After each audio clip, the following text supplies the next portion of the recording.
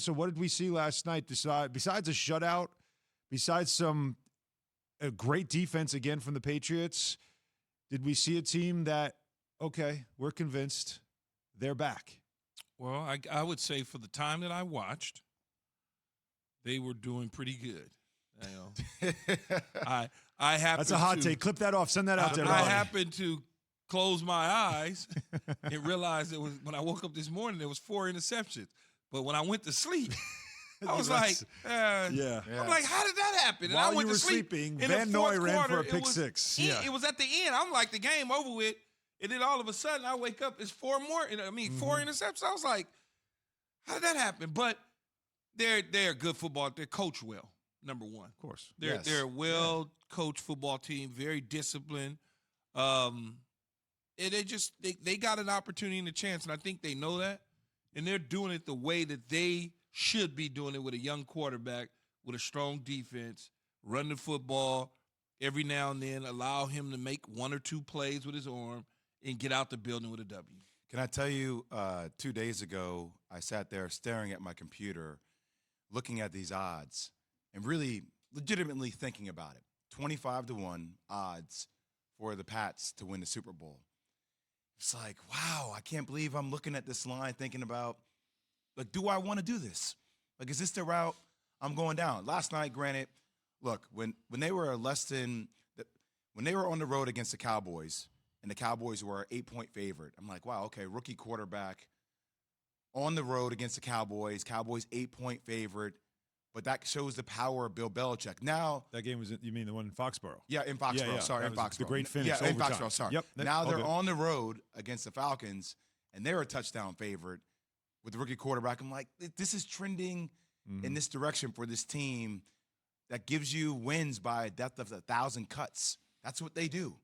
It is the disciplinary factor of it is incredible. As Charlie Weiss told us yesterday, it's pretty much the same formula as the first Super Bowl that they won there with Tommy, as he calls him, Brady. Tommy, the great defense. Name brand defense then, not as much, but a lot. It's amazing too, Key. He brings back guys. Van Noy being another one of these guys, right? Yeah. They brings Jamie Collins. You bring them back, plug them right in. They already know the system. They know what they're supposed to do, and it just they can works. Teach. I mean, they don't. A lot of times when Bill makes a decision to part ways for a short period of time with a player, it's not because the player can't play and he's on a decline or anything like that. It's usually financial that says, well, we can get the same things out of that position for a lesser price. And he's been right most of the time in those situations. A big pickup for them, and a lot of people are not even really paying attention to it, is Matt Judon. That was a big plus for them. He's always around the quarterback. He's always around the football. 10.5 sacks, right? Yeah, and so you look at that, that's a huge plus. And so defensively, you go back to 2001 and you talk about name recognition. Yeah, you had the Willie McGinnis's high draft picks and the Teddy Bruschi's of the world and the Vince Wilforks of the world and clogging up the middle. And you had a lot of great stuff in the Lawyer Malloys and Ty Laws in the secondary, just doing things that no one else was doing inside of Bill's defensive scheme. But over time, he's been able to find players that fit that same sort of mold, whether it was moving from Vrabel and picking up a Rob Ninkovich to do that same sort of thing and get the same results out of it. And that's good coaching and good preparation, along with recognizing talent, what a lot of coaches in the National Football League, quite frankly, cannot. Is Mac Jones showing leadership skills?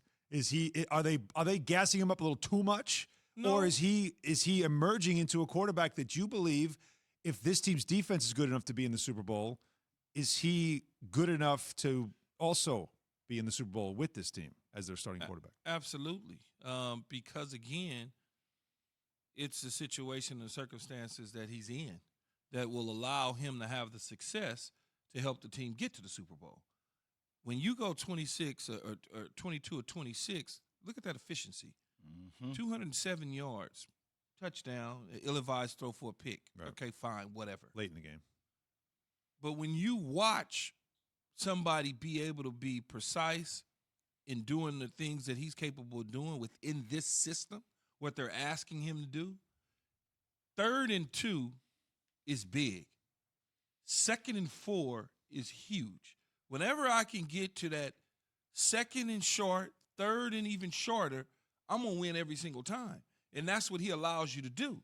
He's not putting you in 3rd and 22. Right. You know, he's not putting you in 2nd and 17. Yeah, you're not dealing with 3rd and longs a lot of the time. He's getting the ball out quick. He's not being sacked. He's all of those sort of things. And that is because the coaching staff realized what they have. And Stevenson and Harris just, obviously were dominant early in the game too, setting that tone. I'm sorry, Jay. Go ahead. No, all good. I was just going to say, we also live in a social media highlight-driven world, right, where you want to see the incredible stuff all the time, like Sure. OBJ, Zion Williamson. Throw of the pro day right? season. You want to see that. So one of the most underappreciated things in sports is when you have somebody who's highly efficient and who keeps it simple. We call it KISS, right? Keep it simple, stupid. Yep. Like, that's one of the most underappreciated things in sports, Tim and that's Duncan. what Mac Jones does. Exactly. Yeah, Tim Duncan. Yeah, Well, there's no real highlight there, but he's just really gets it good done. and really efficient. There's no highlight there because of what they're doing with him right today. Mm-hmm. Tomorrow, that's a different conversation. Well, you get him here, and then you see how much you can build him, which is what they did with Brady. And I hate to make the comparison, but that's literally what they did. You're making a real comparison, but what happens is Brady's been to damn 10 Super Bowls. And so people, in the time since, people go, you're crazy. Yeah. It's like, no. But if you go back and look at the situation, exactly, it is the exact same to a T. Right. Thanks for watching ESPN on YouTube. For live streaming sports and premium content, subscribe to ESPN Plus right now.